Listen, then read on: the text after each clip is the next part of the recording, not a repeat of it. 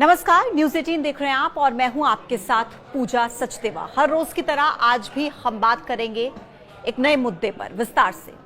आज बात होगी वक्फ बिल की, जिसको लेकर सरकार और विपक्ष आमने सामने है। कई मुस्लिम संगठन इसको लेकर लगातार विरोध जता रहे हैं। आखिर सरकार का क्या तर्क है और क्या चुनौतियां हैं? मुसलमान वक्फ बिल को लेकर क्यों विरोध कर रहे हैं? ये सब मैं आपको इस वीडियो में डिटेल में बताऊंगी। देखिए, संसद में वक्फ बिल के पेश होने का काउंटडाउन शुरू हो चुका है।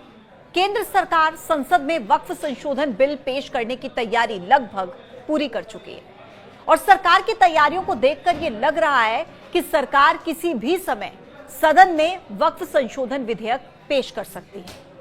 लेकिन ज्यादातर मुस्लिम संगठन लगातार इसका विरोध कर रहे हैं। मुस्लिम संगठनों का आरोप है कि वक्फ संशोधन बिल उनकी मस्जिदों और दरगाहों को खतरे में डाल देगा।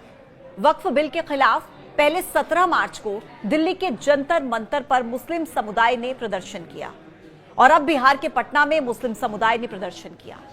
AIMPLB यानी कि all India Muslim personal law board और देश भर के प्रमुख धार्मिक और सामाजिक मुस्लिम संगठनों ने वक्फ संशोधन विधेयक के खिलाफ 26 मार्च को पटना में एक बड़ा विरोध प्रदर्शन किया। इसके बाद 29 मार्च को विजयवाड़ा में भी इसी तरह का विरोध प्रस्तावित है।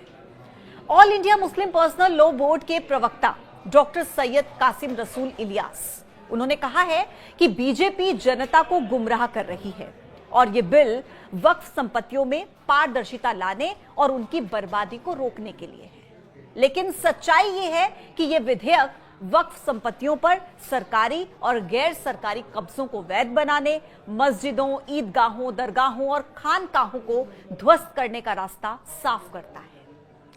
मुस्लिम संगठनों ने बीजेपी के सहयोगी पार्टियों को भी सख्त चेतावनी दी। कहा कि हमारी अपील है कि ये दल इस भेदभावपूर्ण और सांप्रदायिक विधेयक से दूरी बनाए। अगर ये पार्टियां इसे कानून बनने में मदद करती हैं तो मुस्लिम समुदाय इस अन्याय को नहीं भूलेगा। आने वाले चुनावों में इन्हें इसका खामियाजा भुगतना पड़ेगा। अब देखिए, वक्फ बिल का विरोध तो समाजवादी पार्टी के नेता अखिलेश यादव ने भी किया है और ममता बनर्जी ने तो यह भी ऐलान करके रखा है कि विधानसभा में उसके खिलाफ प्रस्ताव पास करेंगे। लेकिन लालू यादव 2 कदम आगे निकलते हुए बेटे तेजस्वी यादव के साथ उसी धरना प्रदर्शन में शामिल हो गए और मंच से उन्होंने कह दिया कि इंशाअल्लाह जीत हमारी होगी। हम बिल के खिलाफ हैं। एकजुट होकर अलोकतांत्रिक गैर संवैधानिक बिल के विरोध में हम साथ खड़े हैं। मिलकर लड़ेंगे। बिल का हम लोग हर जगह पर विरोध करेंगे। कुल मिलाकर तेजस्वी यादव मुसलमानों को आश्वस्त करने की कोशिश में नजर आए कि वक्फ को लेकर वो आपके समर्थन में है। देखिए, आप इस चीज को समझिए कि बिहार में इसी साल चुनाव है और वहां पर करीब 18% 18% मुस्लिम आबादी है। 243 सीटों वाले बिहार विधानसभा में 19 विधायक मुस्लिम हैं और आरजेडी का तो शुरू से ही मुस्लिम यादव समीकरण हम देखते आ रहे हैं, ऐसा समीकरण उनका रहा है। ऐसे में आरजेडी मुस्लिमों को लुभाने का कोई भी मौका छोड़ना नहीं चाहती है। लालू और तेजस्वी के अलावा जन सुराज के संस्थापक प्रशांत किशोर भी मुस्लिम संगठनों के बीच बैठे हुए नजर आए। लेकिन इसी बीच तमिलनाडु के मुख्यमंत्री MK स्टालिन ने वक्फ संशोधन बिल का विरोध किया और विधानसभा में उन्होंने प्रस्ताव पारित करके सरकार से इस विधेयक को वापस लेने की मांग की। उन्होंने कहा कि यह विधेयक मजहबी मामलों में डायरेक्ट इंटरफेयर है यानी कि हस्तक्षेप है। हालांकि देखिए, सरकार का तर्क यह है कि यह संशोधन वक्फ बोर्ड की कार्यप्रणाली में पारदर्शिता इससे लाएंगे। जो भी संशोधन है ये ट्रांसपेरेंसी लाएंगे और उन्हें जवाबदेह बनाएंगे। सरकार का कहना है कि हम हिंदुओं और मुसलमानों को जोड़ना चाहते हैं।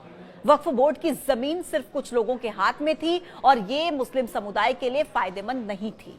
इसलिए जो विधेयक पारित किया जाएगा उससे गरीब मुसलमानों का फायदा होगा। कुल मिलाकर सरकार का यह मानना है कि बिल के जरिए वक्फ की संपत्ति का बेहतर इस्तेमाल हो पाएगा और इससे मुस्लिम महिलाओं को मदद मिलेगी।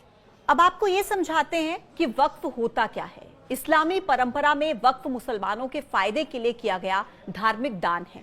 वक्फ की गई संपत्तियों को बेचा या फिर किसी दूसरे पर्पस के लिए इस्तेमाल नहीं किया जा सकता और ना ही उन्हें विरासत में हासिल किया जा सकता है, बल्कि वो हमेशा अल्लाह के मार्ग में समर्पित रहती हैं।